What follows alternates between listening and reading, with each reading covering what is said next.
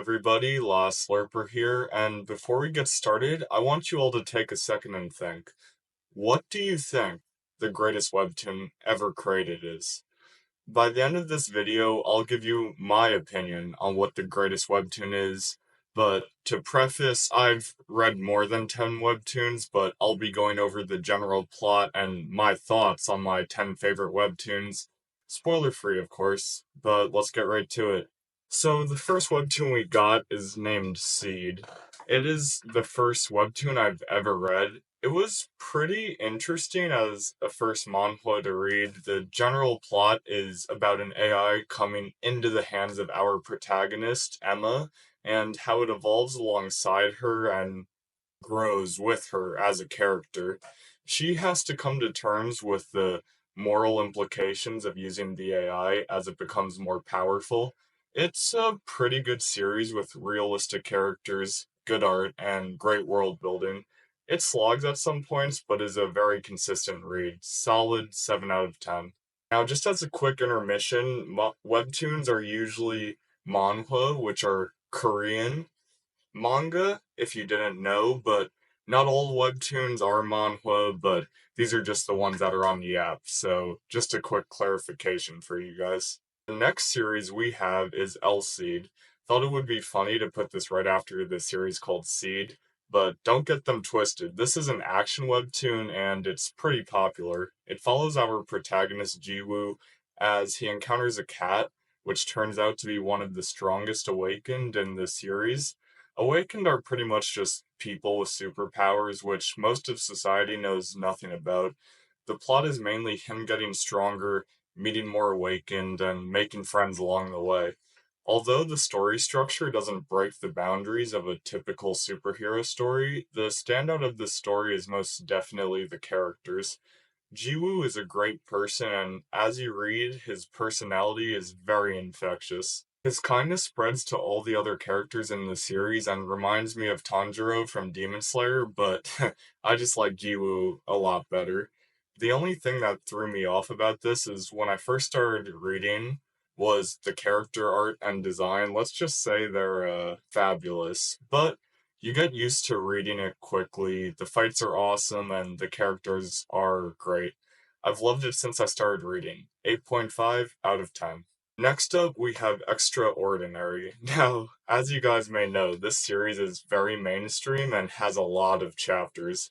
I really don't have a lot to say about it. The main character, John, is a ordinary high schooler in a world filled with superpowered people.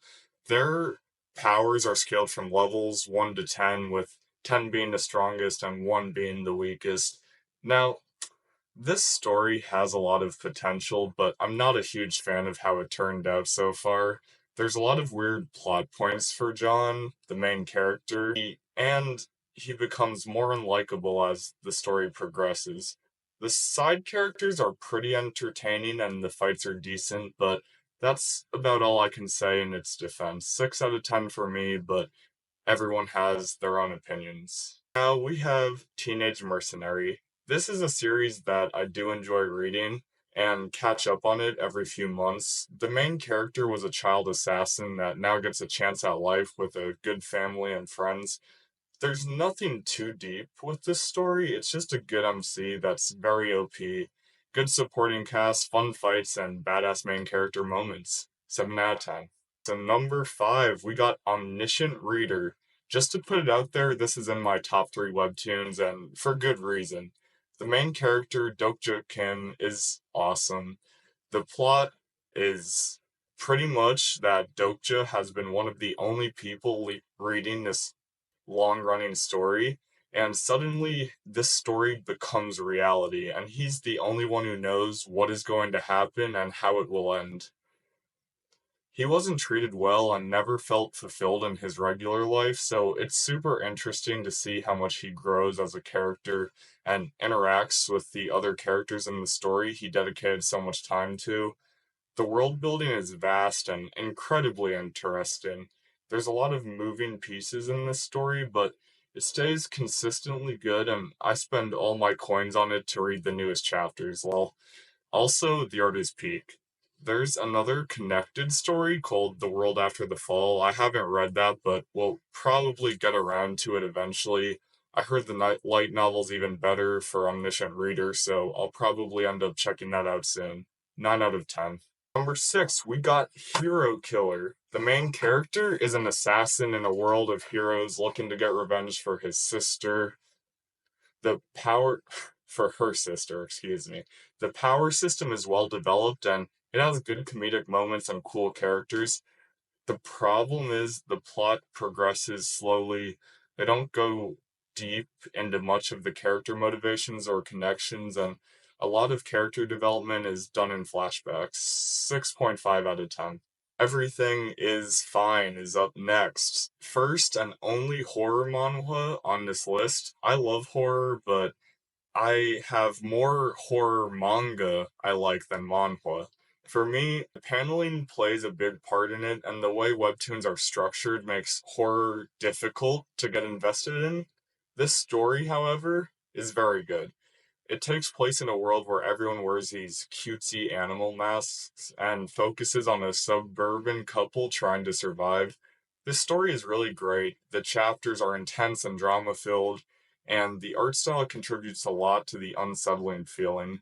If you just saw panels of it without reading the story, it would be easy to get it confused with slice of life manhwa.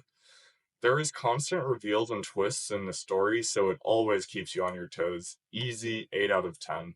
Now, I have a special place in my heart for the final three of this list. As a lifelong martial artist, I went into the boxer thinking I'd get a cool webtoon with boxing techniques and good fights, but what I got is so much more. The main character, Yu, goes through the story dealing with a lot of trauma and discovers more about the meaning of life and what it is to be human with each fight. All of the fights have great build up. I ended up loving each one for different reasons. The author somehow made me care for all of the characters, even the ones I hated at the start. The fight that stuck out to me the most was him versus Jean Pierre. Without spoiling it, while I was reading the end of the fight after all the build-up, I found myself holding my breath. It was just so good. Now, the ending was quite ambitious to the author's own admission, and while I didn't enjoy it as much as I enjoyed the rest of the story, I liked it. I saw the passion and the message the author was trying to convey. All the characters were fleshed out, and if you want a great story that is a complete package, this is a must read. 9 out of 10. The next story I find to be really underrated and will probably be my most controversial take of this list. It's called Hero Has Returned. It's about a hero who returns to his main world after saving the world he was sent to, and he gets treated like absolute dog water when he comes back. But he still has his powers he got from the other world, so the first chapter pretty much just blows up a whole city. Another character whose family was killed by this hero gets sent to another world and trains to get revenge, and the story follows his path towards vengeance. The story is very dark, a lot different from a typical isekai. There is a twist around halfway that just completely throws the story on its head, and I was just left flabbergasted. The backstories for all the characters are incredible, and the plot is just so compelling. A lot of people don't like it due to the way season 2 of the story is structured and other factors, which is understandable, but to me, it's just so unique, and the peaks of the story are so good I can look past the issues. It's a story with a lot of highs and lows, but it sure is a wild ride. 9 out of 10. I recommend for anyone looking for a different take on the isekai genre. Now, as promised, we have come to what I believe is the greatest webtoon. It's not known as some of the other titles on this list, which is absolutely criminal. This story is called Ordeal. I'm going to use the webtoon description to describe the plot since they have it perfectly written. Chi is just a human in a world filled of superpowered chemios, but he's determined to become the greatest fighter to ever live. When his beloved mentor is murdered, Chi swears vengeance and embarks on a mission to unmask the killer. But soon, Chi learns that the world of Kimios is much larger than he ever imagined, and that he himself might be one. The most powerful Kimio on Earth, with the power of the sun itself. Will Chi be able to harness his new strength, or will he burn up in the heat of his ordeal? Now, there are so many things that make this peak webtoon fiction, but let's start with the art. By far the best art that Webtoon has to offer. Just look at it. The characters are all nuanced and unique, both on the bad and good side. The fights are incredible. The plot keeps ramping up and getting better. This Webtoon actually doesn't demonize Christianity and has some absolutely chilling lines. It has roots in Trinidad culture. The author, Brent Gray, is an absolutely mad genius. I need to see this animated in my lifetime, even if there isn't a studio that could do it justice. I know I'm glazing right now, but I just can't put into words how special this manhwa is.